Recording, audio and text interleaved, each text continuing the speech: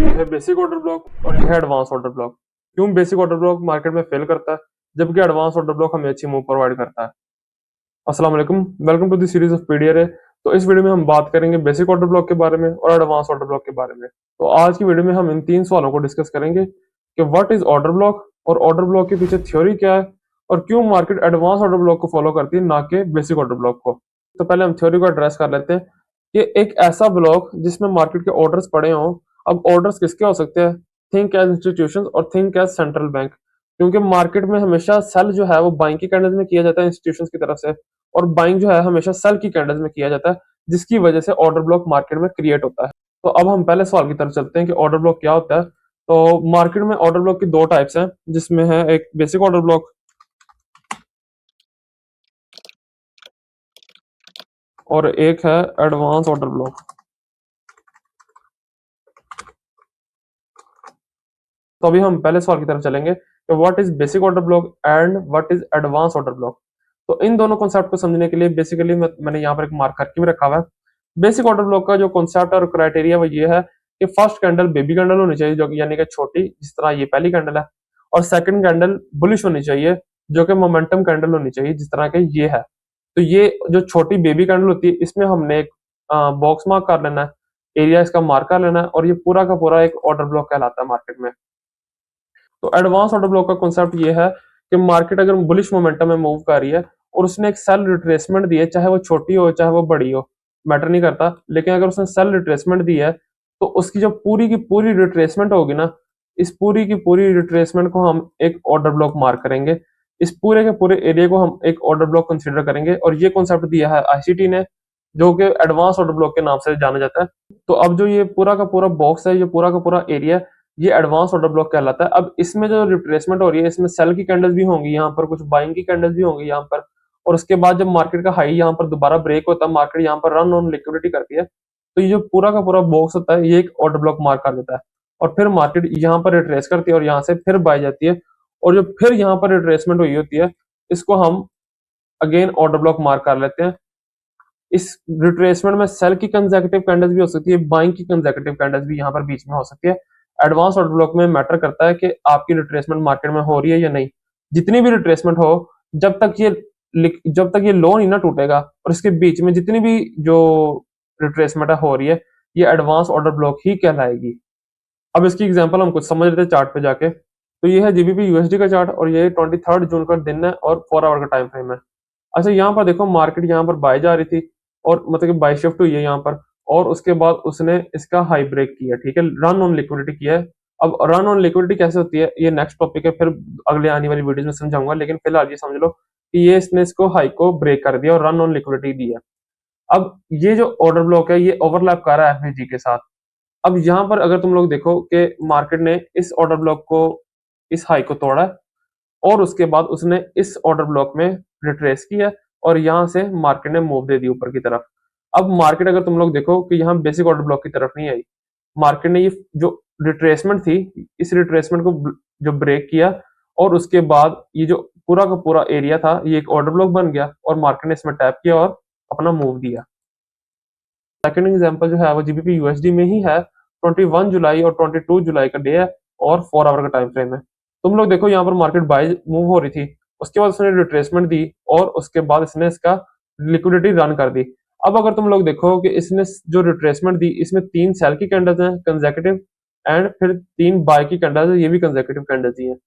तो अब ये जो सेल की कैंडल्स, बाय की कैंडल्स है, हमने इसका पूरा का पूरा मार्क किया ना के हमने ये एक कैंडल मार्क की रिट्रेसमेंट की। रिट्रेसमेंट जहां तक आएगी वो हमने सारा मार्क करना है। तो अब हमने ये सेल की कैंडल्स भी मार्क कर ली और बाय की कैंडल्स भी मार्क कर ली। अब हम क्या करेंगे कि जो सेल की कैंडल्स और बाय की कैंडल्स जो यहाँ पर लिक्विडिटी रन हुई है, ये पूरा का पूरा जो रिट्रेसमेंट का एरिया था, ये हमारे पास कहलाएगा ऑर्डर ब्लॉक। हमने इस जोन को मार्क कर लेना है। अब तुम लोग अगर देखो कि मार्केट इस जोन में आई है और इसने यहाँ से अपना मूव दिया है, बहुत क्लीन मूव दिया है। यहाँ पर अगर तुम लोग देखो 1, 2 और 3 कैंडल्स में इसकी लिक्विडिटी भी रन कर गई मार्केट। तो तीसरी एग्जांपल भी हमारी जीबीपी यूएसडी में ही है। 7 नवंबर का दिन है और 4 आवर का टाइम फ्रेम है। यहाँ पर देखो मार्केट बाय जा रही थी, बाय जाते जाते मार्केट ने यहाँ पर दिया सेल की रिट्रेसमेंट। ये मैं पूरी मार्क कर लेता हूँ। सेल की रिट्रेसमेंट दी और उसने इसका लिक्विडिटी रन कर दिया हाई का। अब ये लिक्विडिटी रन करने के बाद मार्केट ने जिसमें रिट्रेस किया, वो एडवांस ऑर्डर ब्लॉक था। अगर तुम लोग देखो जिसे हम एडवांस ऑर्डर ब्लॉक कह रहे हैं, मार्केट ने इस ऑर्डर ब्लॉक के अंदर, एडवांस ऑर्डर ब्लॉक के अंदर यहाँ पर मार्केट ने रिट्रेस किया और यहीं पर विक लगा के मार्केट ऊपर चली गई, जिसने अपना ये टारगेट यहाँ का हिट कर दिया। हमारा टारगेट मेनली ये होना था, तो इसने अपना टारगेट हिट कर दिया और यहाँ पर जाके हम छोटे टाइम फ्रेम पे जाते हैं 50 मिनट या 5 मिनट पे, और वहां पर जाके हम अपना एंट्री पैटर्न देखते और ट्रेड लेते। ये हमारा टारगेट था जो कि मार्केट हिट कर चुकी थी। तो अब हम चलते हैं तीसरे सवाल की तरफ कि क्यों मार्केट बेसिक ऑर्डर ब्लॉक को रिस्पेक्ट नहीं देती जबकि एडवांस ऑर्डर ब्लॉक को रिस्पेक्ट देती है। तो इसके लिए हम चार्ट पे चलते हैं। तो बेसिकली जब मार्केट ने मूव करना है तो उसने मोमेंटम के साथ मूव करना अपना, चाहे वो बाय में करे या चाहे वो सेल में मूव करे। जब मार्केट मोमेंटम के साथ मूव करेगी, मार्केट में रिट्रेसमेंट है वो छोटी करेगी। अब वो इतनी डीप रिट्रेसमेंट कभी भी नहीं करेगी इतनी, ऐसे। ये बेसिक ऑर्डर ब्लॉक का जो बॉक्स है वो मैंने बनाया। जब मार्केट ने अगर ऊपर जाना है तो मार्केट कभी भी इतनी डीप रिट्रेसमेंट नहीं करेगी, ऐसे इतनी डीप रिट्रेसमेंट कभी भी करके ऊपर नहीं जाएगी।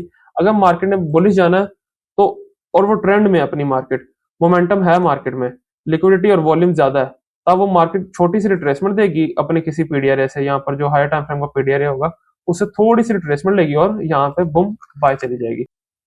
ऐसे ही जब उसने सेल में जाना है तो उसने यहाँ पर डीप रिट्रेसमेंट नहीं लेनी, उसने यहाँ पर छोटी सी रिट्रेसमेंट लेनी है अपने किसी हायर टाइम फ्रेम के सेल बाय साइड के पीडीआर से, और उसने यहाँ पर सेल चले जाना है। क्यों? क्योंकि जब मार्केट मोमेंटम में होगी या ट्रेंड में होगी, ट्रेंड में मार्केट कभी भी इतनी डीप रिट्रेसमेंट नहीं करेगी।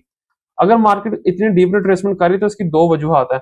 या तो मार्केट अपनी यहाँ पर अपना ट्रेंड चेंज करेगी, सेल की तरह मूव शिफ्ट हो जाएगी, या फिर मार्केट में लिक्विडिटी नहीं है, वॉल्यूम नहीं है, मार्केट कंसोलिडेशन करने वाली है। क्योंकि जब मार्केट इतनी डीप रिट्रेसमेंट तभी करती है, बेसिक ऑर्डर ब्लॉक को टैप करने तभी आती है जब मार्केट में वॉल्यूम ना हो और मार्केट में लिक्विडिटी ना हो, और मार्केट या तो अपना जो लास्ट लाइन ऑफ डिफेंस है, जो अपनी स्विंग लो है, उसको स्वीप करके ऊपर जाएगी या फिर अपना ट्रेंड चेंज करेगी।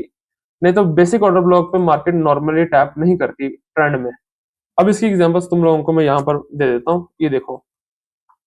अब अगर मार्केट बाय जा रही है तो मार्केट यहाँ पर इसने रिट्रेसमेंट दी। अच्छा, जो ग्रे बॉक्स है ये है एडवांस ऑर्डर ब्लॉक का बॉक्स, और जो ब्लू बॉक्स है ये है बेसिक ऑर्डर ब्लॉक का बॉक्स। तो मार्केट अगर तुम लोग देखो यहाँ पर आई, इसने बाय जाना था तो अपना यानी कि यहाँ पर टारगेट हिट करने जाना था, तो उसने थोड़ी सी रिट्रेसमेंट दी। रिट्रेसमेंट क्यों दी? क्योंकि यहाँ पर हायर टाइम फ्रेम का पीडीआर पड़ा था, स्विंग हाई 4 आवर या डेली का पड़ा था, तो यहाँ पर उसने थोड़ी सी रिट्रेसमेंट दी और यहाँ पर वो बाय चलेगी दोबारा, और उसने बेसिक ऑर्डर ब्लॉक तक रिट्रेसमेंट नहीं दी।